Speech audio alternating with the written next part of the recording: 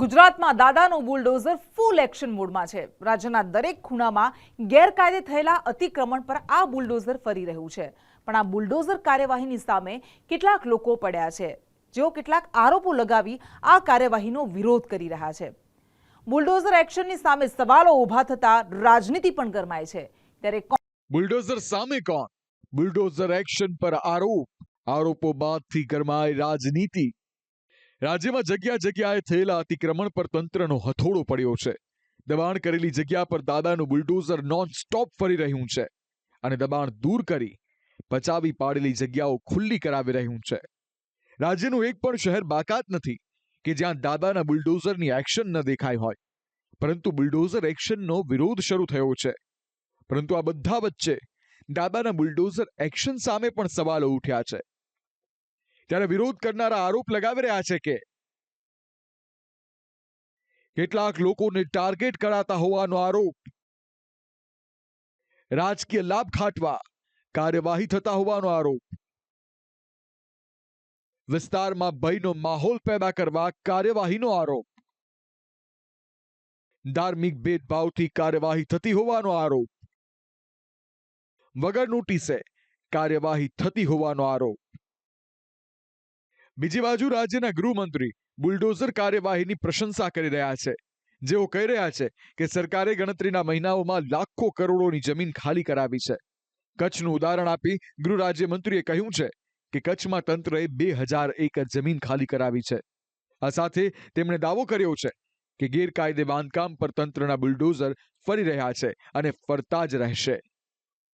સૌથી વધુ અવૈધ બાંધકામ તોડીને સરકારની જગ્યા અને લોકોના હિતમાં સુરક્ષિત રાખવા વાળી આ જગ્યાઓ લોકોના હિતમાં આવનારા દિવસોમાં કામ આવશે।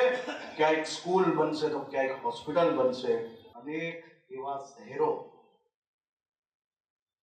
જ્યાં અવૈધ બાંધકામ છે ત્યાં ભૂપેન્દ્રભાઈ પટેલનું બુલડોઝર જરૂરથી ચાલશે।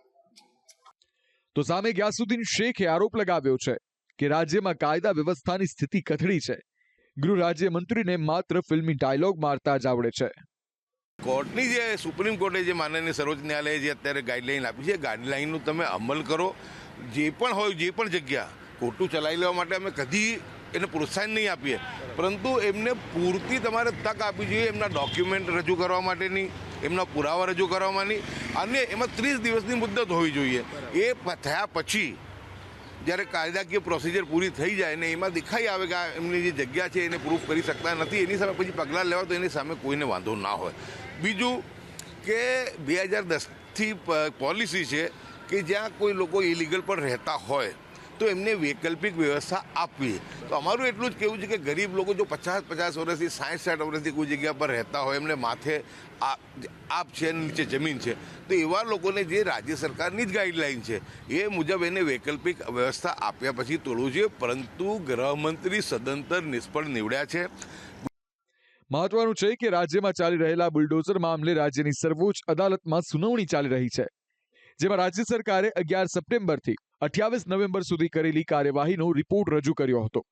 કોર્ટમાં સરકારે જવાબ રજૂ કર્યો હતો કે રાજ્યમાં 2 માસમાં 261 ધાર્મિક દબાણ દૂર કરવામાં આવ્યા।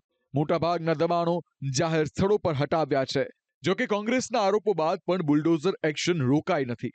આજે વડોદરાના ગોરવા વિસ્તારમાં રસ્તો પહોળો કરવાને લઈને તંત્રએ નોટિસ ફટકારી છે।